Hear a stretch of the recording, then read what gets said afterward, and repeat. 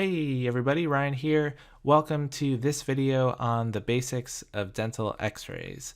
So whether you're going into the workforce as a dental professional, or you're interested in pursuing dentistry, or maybe you're a patient who wants to better understand how dental x-rays work, well, this video is designed to give you a basic understanding of how dental x-rays or radiographs work and how to read them. So sit back and relax as we dive into the world of dental x-rays. First, let's start with a big picture, 30,000 foot view of how x-rays work and produce images. So we have a high voltage power supply that powers up the x-ray unit. Inside the x-ray tube or tube head, we have a filament. The filament is heated up and electrons shoot off and contact a tungsten target that then produces the x-rays.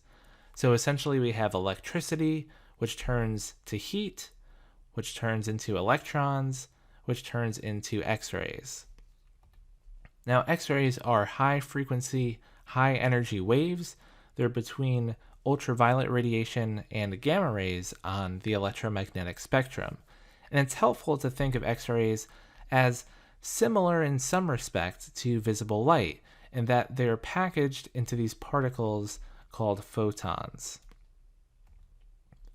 So x-ray photons are produced by the x-ray tube and scattered and absorbed by human tissue. Attenuation of the x-ray beam refers to how the x-ray beam weakens as it travels through matter. The thicker and heavier mass tissue there is, the less x-ray photons will actually make it through to the other side. And on the other side is what we call a receptor. Traditionally, it's a sheet of film that we would process in various chemicals. Now there are vinyl film packets that can be processed by a scanner, and also direct digital sensors that can process the image directly to a computer. So let's put it all together. We have electricity, which turns into heat, which becomes electrons, which becomes x-rays. They shoot out of the x-ray tube and are attenuated through patient tissues, and x-ray photons finally strike a receptor that is processed to create the x-ray image that we observe and analyze. Pretty cool, right? So there are two main types of dental x-rays. Intraoral x-rays are taken with the receptor in the patient's mouth. They're best for evaluating teeth and the supporting structures. Extraoral x-rays are taken with the receptor outside of the patient's mouth and are best for evaluating the skull and the jaws, as well as a bigger picture view of the teeth. In the scope of this video, we're going to focus primarily on the first two intraoral images, which are also the two most common images taken routinely at a dental office. So the bitewing image is so-called a bitewing because you bite down on a wing-shaped device that holds the receptor between your upper and your lower teeth. So this is a diagram showing the tube head and the receptor, which is actually being held behind the teeth here between the upper and the lower teeth. So bitewing x-rays are commonly taken during routine dental visits and are really good at showing two things: cavities starting to develop on your teeth, particularly between them, and bone loss due to gum disease. These are mostly taken between the back teeth on either side of your mouth. So different gray values on an x-ray are determined in part by the settings of the x-ray unit, so exposure time, tube potential, tube current, and other settings. But we're going to focus on different gray values that are due to differential attenuation. That is, some tissues are thicker and more dense than other tissues, and those tissues that are more dense appear radiopaque or whiter because less X-ray photons make it through to the receptor. On the other hand, tissues that are less dense appear radiolucent or darker because more X-ray photons are able to make it to the receptor on the other side. So let's look at another bitewing close-up. Now this image has some accentuated contrast, but it's helpful to distinguish between the different tissues. So in this bitewing, we can appreciate a lot of normal, healthy tissue. So let's first focus on this brightest layer, which is the enamel layer. It's the most radiopaque tissue in this image because it's the hardest and most calcified, most dense tissue of a tooth. So we can see the enamel here, here, and on each of these teeth on the top and the bottom. Next, we have the dentin, which is the second hardest and most dense tissue of the tooth. It's a little more gray. It's not quite as radiopaque, but it's still relatively radiopaque in terms of everything we can see on the bitewing image. Next, we have the pulp, which is the least dense part of the tooth. This is where you have the nerve and the blood vessels that supply the tooth. And it's the darkest tissue, again, because it's the least dense part of the tooth. So all of these canals running through the middle of the root up into around the center of the clinical crown is part of the pulp tissue. The gums are actually very hard to see in this image. We'll see them a little bit later, but they'd be somewhere at around this level. It's a very subtle gray, not quite as dark as everything in between the teeth, but it would be somewhere in this general vicinity running through here. Next, we have the bone, which is a little bit easier to see, and it's underneath the gum tissue. And you can appreciate how it's a little bit whiter near the borders where it contacts the teeth. And this area is called the Lamina Dura. And this is because the bone tissue is a little more dense in these areas where it contacts the teeth and also at the borders. Inside, it's a little bit more porous, and that's referred to as the medullary bone. The last thing I'll talk about here is the periodontal ligament, which is a very thin, dark space that is between the lamina dura of the bone and the cementum, or the dentin layer of the root. So the periodontal ligament, or the PDL, is this very thin ligament that holds the tooth and the bone together. And lastly, all of this really dark black area is actually just air. It's all the space between the teeth, and it's black because X-rays can penetrate through to the receptor essentially unhindered and unattenuated. It really only has to travel through your cheek tissue or your lip tissue, the soft tissues of the face, in order to reach the receptor. Now, when bacteria start to secrete acid that eats away at the mineral content of enamel, the caries or cavity process begins. And X-rays are so incredibly useful because a cavity manifests as a radiolucency, because some of the mineral has been lost from that part of the tooth, and so more X-rays can penetrate it and reach the receptor. And in fact, this area right here of this upper molar looks suspect for a possible cavity, and we can confirm clinically whether that's just an anomaly or in fact a cavitated lesion. So let's revisit the first bitewing I showed you. So here again is the enamel layer. This is about a more normal contrast image, and then the dentin layer underneath and the pulp here. You can see maybe a little bit better the gum tissue coming through around here, and then the bone at the bottom running across here. So there are a couple things going on here that I wanted to talk about really quickly. The bone level is actually pretty low here. It's a lot lower than normal. So in other words, there's a significant amount of bone loss, and this patient has or had in the past gum disease. There's also a dark spot between the roots of this molar, a radiolucency in what we would call the bifurcation area, which is a sign of active infection of bone loss or gum disease. Now you might notice these white blocks that stand out, and they're actually more radiopaque than the enamel layer. These are actually silver amalgam fillings, and they reflect the majority of X-rays because of their metal composition, and so they appear very white on the X-ray image, as very few photons can make it past this filling material.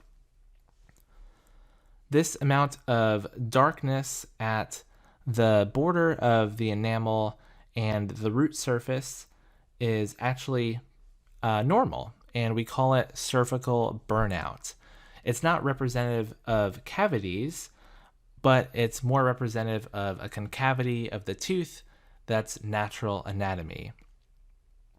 Now, maybe if we look really closely, there might be a really tiny cavity starting to form over here on this tooth, but since it's so small, we would simply watch or monitor something like this while alerting the patient, making sure they're keeping this area consistently clean, following a diet that is not favorable for cavities, and so on in our preventive dentistry protocol.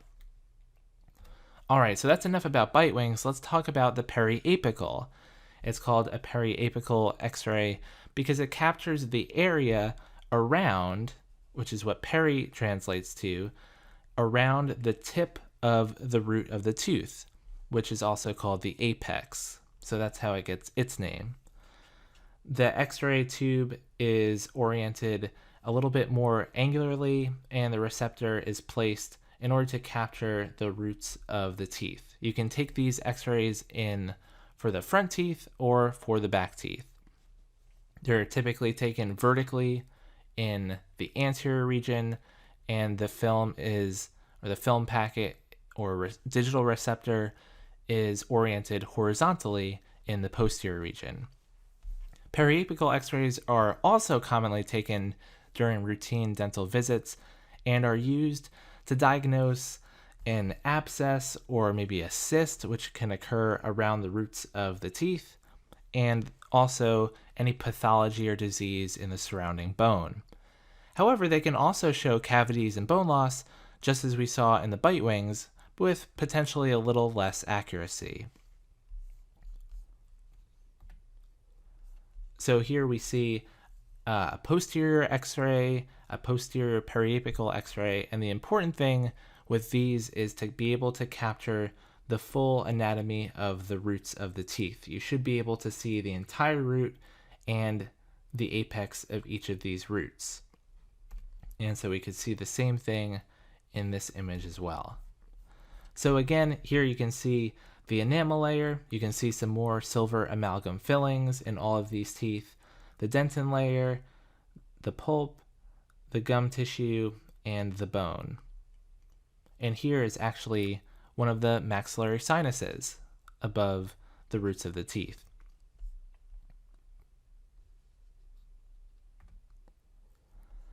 So here in this periapical, we can actually see a small triangular radiolucency forming on the side of this tooth. And this is something that would be near impossible to see clinically because, well, it's between two teeth. And so for this reason, dental X-rays are invaluable for diagnosing cavities, especially early on. You can also appreciate a fairly large cavity forming over here that's penetrated through the enamel layer into the less dense dentin layer. Now in this anterior periapical, we can see a small triangular radiopacity at the junction between the enamel and the root. And the root is aligned by a thin layer of cementum and then dentin underneath that. And so we call, I believe in the first video I did on basic dental terminology, I talked about the CEJ, which is the cemento-enamel junction. That's where the enamel and the cementum layers meet. And so typically in this area, if a patient has a lot of tartar buildup, this is where we would see calculus. And so calculus is represented by this little fleck here, and it's mineralized dental plaque.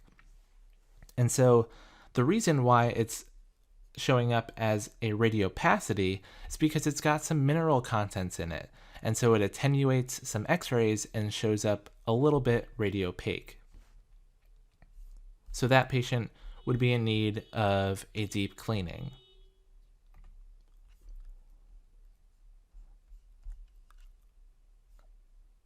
All right, so here in this periapical, we see a couple of things going on.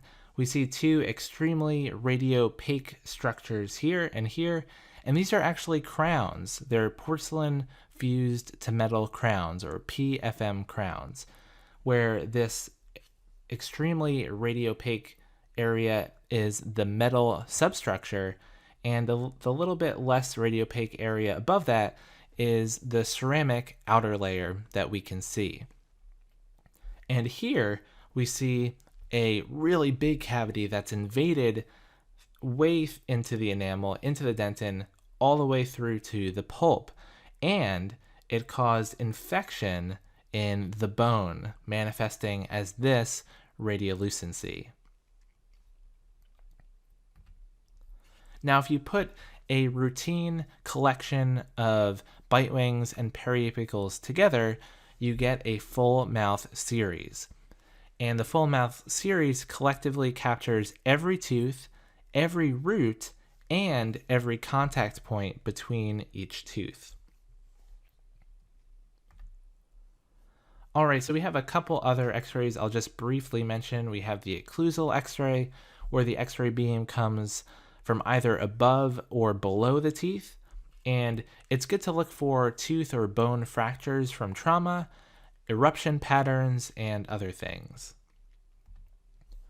The Panoramic X-Ray is an extraoral X-ray, and it allows for a frontal view of all the teeth with the patient's right side on the left and their left side on the right.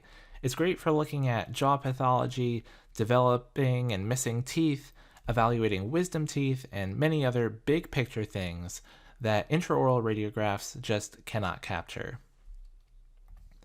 Here is a cephalometric. It's also an extraoral X-ray, and the patient is looking to the right here with the skull, the upper jaw, and the lower jaw clearly visible. It's useful for evaluating the relationship of the upper and lower jaws to each other and to the cranial base. It's useful for tracking growth, and particularly important in orthodontics and dentofacial orthopedics. All right, so the last thing I want to talk about is something called the buccal object rule. I'll admit this is a bit more complicated and involved than everything else we talked about, but object localization is an important concept, and I wanted to demystify and simplify it a bit in this video. So a dental X-ray is a 2D image of a 3D object, which means it has some inherent limitations, mainly that we don't have any sense of depth. But if you take two images of the same spot at slightly different angles, you can gain this sense of depth. You can glean where an object is, maybe an impacted tooth, or a certain root canal, whether it's located to the buccal, towards the cheek, or lingual, towards the tongue. Now, the buccal object rule is also known as the SLOB rule, which stands for same lingual opposite buccal, and I'll get to that in a moment. So, the best way to visualize this rule is to hold up a peace sign in front of your face with your fingers just like this. So that we're all on the same page, I'll refer to this as the index finger and this as the middle finger. So do this along with me. You'll hold up the peace sign and now rotate your hand so that your index finger and your middle finger are in line with one another. So your index finger blocks your middle finger from your view. And you can squint one eye if that helps with this part. Now keep your hand exactly how it is, keep one eye closed, and move your head slightly to the right so you can see your middle finger peeking out from behind your index finger. Notice that as you move your head to the right, the middle finger appears to move along with you to the right. The same thing happens if you move your head to the left. The middle finger appears to move left in the direction of your head. And this is essentially the buccal object rule. As you move the X-ray tube head in one direction, the object that's further away from the tube head, more lingual, moves in the same direction. In other words, the lingual object moves in the same direction while the buccal object moves in the opposite direction. So let's see how that plays out in a real-life radiograph example. So let's say we had only this image to the left, and we wanted to know which root canal is buccal and which one is lingual. Well, frankly, we have no idea just looking at this one image. But if we take a second image at a slightly different angle, now we have all we need to determine that information.